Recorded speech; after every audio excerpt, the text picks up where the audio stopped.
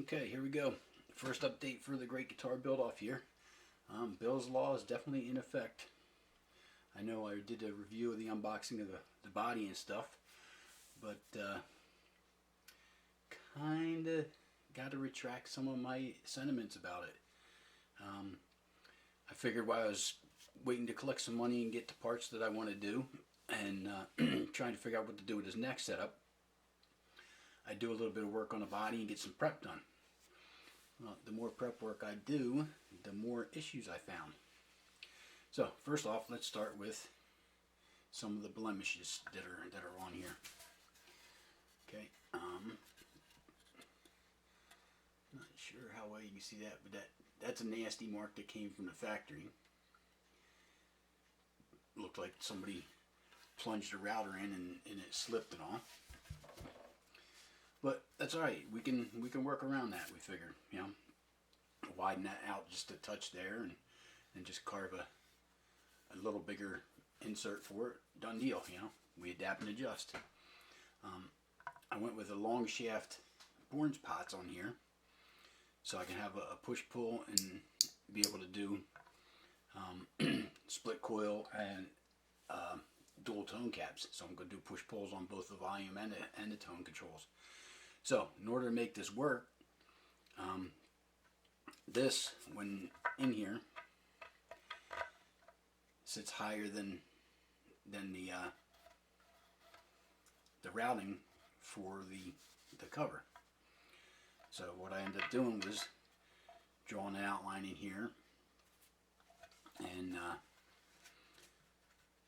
dremeled it out as best I could, and then cleaned up the edges with some chisels and stuff. So it works, fits in there, and we can adapt the cover to do it. The pots don't sit up super high, but they get pretty tall when you pull it.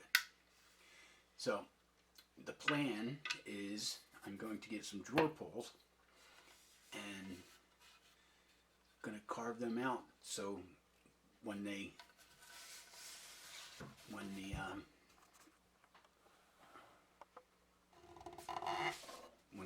knobs are on, they're going to fit into this rounded area and then in this hollow here, so it's inset, so you don't see the edge, but when you pull it out, it won't hopefully come up above the actual body and leave a big huge gap underneath there.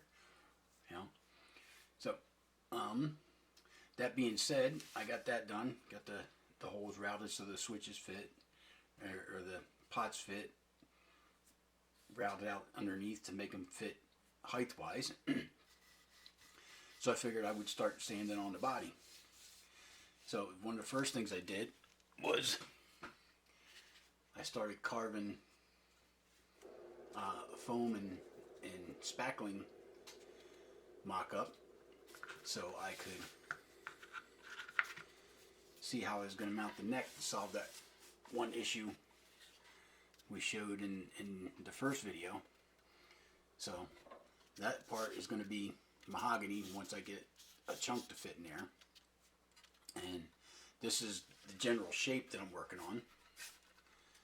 So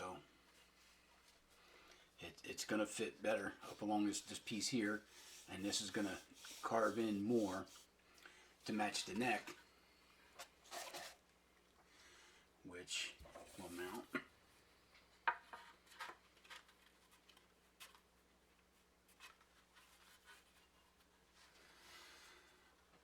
Like that. And that's about where it's going to sit when it's finally installed. I started carving on the neck as well, once I got this basic shape to see where it's going to be. And where I carved, this flat part was all the way out to here. So what I did was I started carving away on this with the chisel and all to get it out of there faster. I don't have any power tools or anything like that, so it's all going to be hand tools and sandpaper, which I don't mind. I love sanding. I love the feel of wood. I love how it changes. But so far by hand, that's what I've got.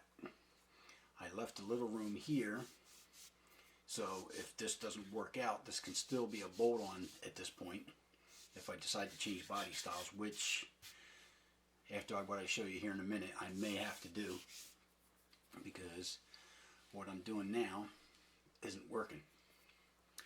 So one of the first things I did, though, real quick, is I took some foam board, folded up a stand, and then I took Flex Seal and coated it here so it's nice and grippy. But this gives me a place to set the neck where it's flat. It's not getting slid around on the table or anything like that, and it covers the arch of the neck so it doesn't get banged up and knocked up. So that's a move in the right direction there, I think. So now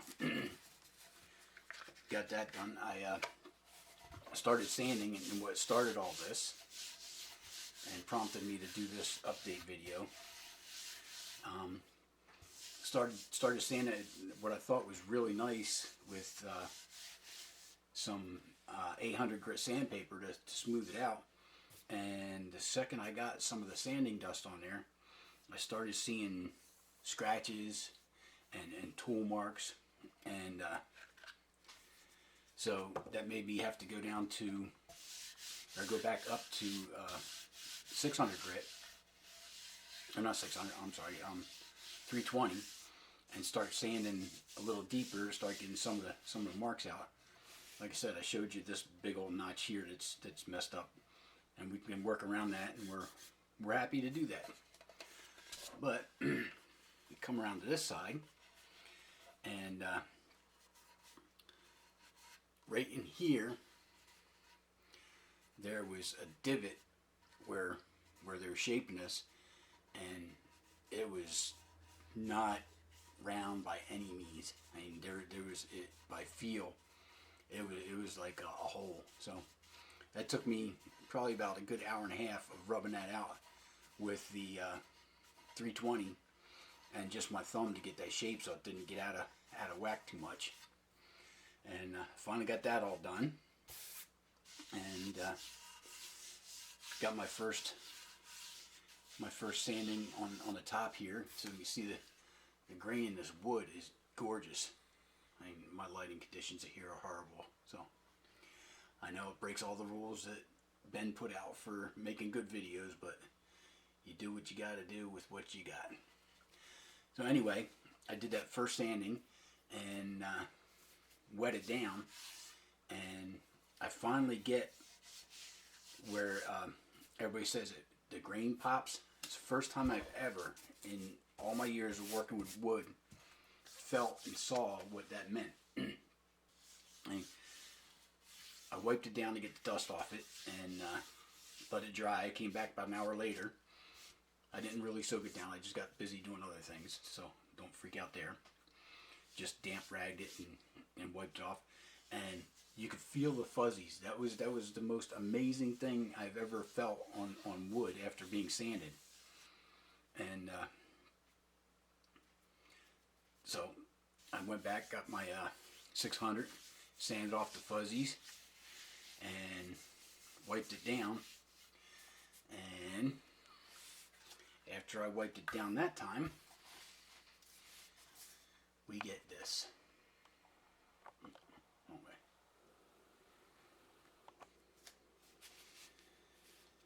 Not sure if the lighting shows it right here, but that joint, you can still see some of the glue that was over, but that joint was not mated perfectly, and they knew this from the factory because it mates up here fine, and mates between the pickups fine, and it's nice, beautiful joint. The grain looks really natural in there. But back here, this is way off. And you know, I can tell that they knew this at the factory is because the end joint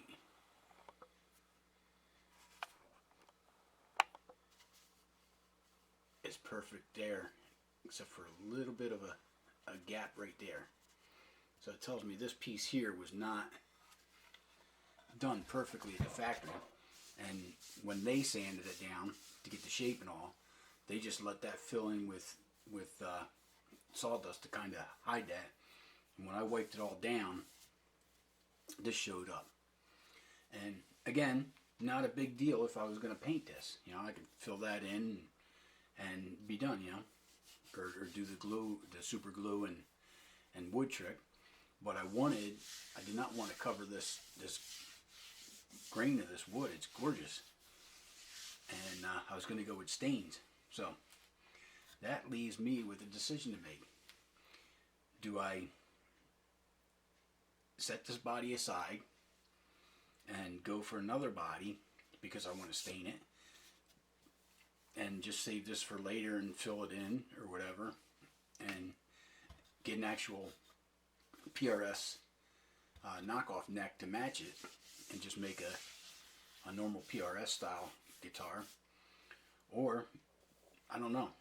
So what I'm going to do is post this video, and I'm going to link the manufacturer of this body, the video, and see what they say about it, what they can do, if they'd be willing to replace it or compensate me somehow so I can move forward with the great guitar build off, because otherwise that shuts me down, because it's a great guitar build off. You can't make something nice in a build competition with that.